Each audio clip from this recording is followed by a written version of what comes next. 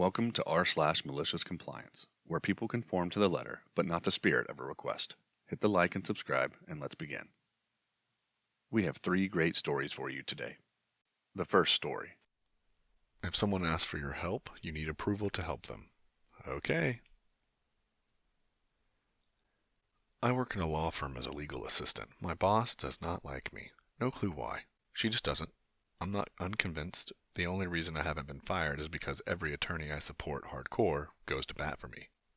Now, one thing that infuriates me about the hiring process is they do not in any way, shape, or form inquire about computer skills. We are, I guess you could say, tech adjacent due to the type of law we practice.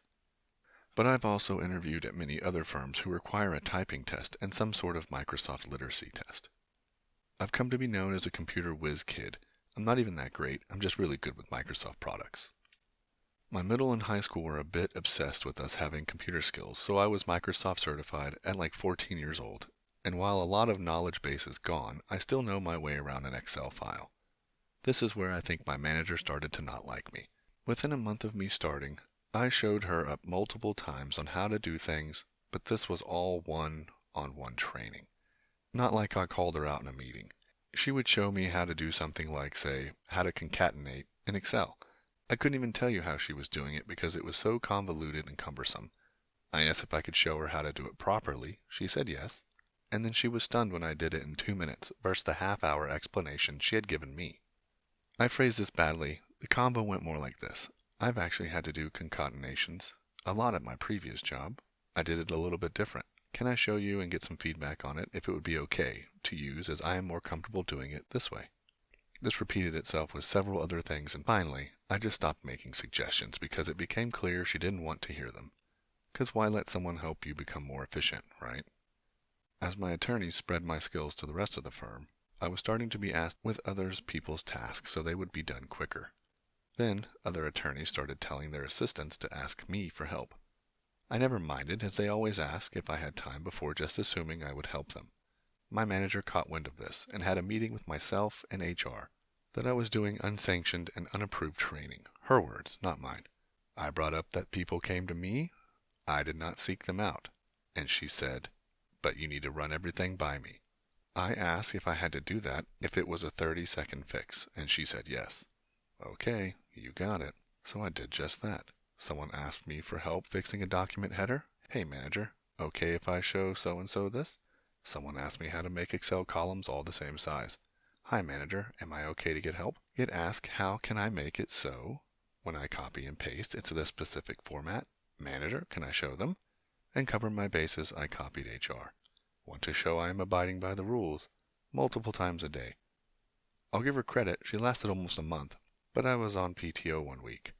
I was then told I'm allowed to assist others with Microsoft products without running it by her. By now, I'm not asked nearly as much to help, mainly because my knowledge has spread, as I would never just do it for them. I would show them how to do it, whatever it was, and send a follow-up email with the steps. She still isn't my biggest fan, but can't say I give an F. The second story. Go on, make me. Some of the most malicious, delightfully painful compliance. Security work at a pub is boring 90% of the time, annoying 8% of the time, and adrenaline-dumping excitement 2% of the time. It is also important to mention that in this particular field, security has a lot of power. One important part is forcibly removal and pain compliance. And now, the incident. We had an obnoxious, agitated patron who had been asked to leave, legal term for kicking out, but was refusing to comply with instructions. Now, dear readers, we have 2 options, escalate to police, or we can forcibly remove him. He says those magic words, go on, make me. Well, if you insist. Now, if you need to get an obnoxious idiot out of a chair, you take a standard Bic pen and hold it horizontally under their nose. You can use a finger, but a pen is safer. You then lift the pen up while holding it under their nose. Magically, the person will rise out of their chair. To transition to a position of control, you drop the pen, grabbing their arm and twisting it behind their back, anchoring it with your dominant arm, hand on their shoulder. You can make the person do all manner of things in this position. Like a puppeteer, you can make the obnoxious idiot go left, right, forward, backward, and you can make them bow if your heart desires. Your non-dominant hand is free to move chairs, open doors, and have a drink if you so desire. So you take your obnoxious idiot outside, and now it's time to set him free in the wild. You merely apply a push on the shoulder, and physics does the rest. Taking a step back to be ready for if obnoxious idiot decides to get physical. In this situation, idiot falls flat on his face as local police patrol drives by. Naturally, they stop for the entertainment, and then regret stopping as the guy gets up, sees them, and wanders over to them. So much paperwork. The third story. My boyfriend wanted me to do an IQ test to prove how intellectually superior he was. When I, female, was 17 at the time, I had a boyfriend who was very pretentious. I personally always found that funny, so I didn't mind. However, he was hell-bent on proving how much more intelligent he was than me. One day, he was bragging about an online IQ test he did, and how smart he was. He begged me to do one as well. However, I had just smoked and was high, so I refused. After some more begging, I decided, why not? It could be fun. Despite being high, I scored higher on the IQ test. He was so peeved, it was hilarious. He never bragged about his IQ test again. Another time, he really wanted to show off by playing chess against me.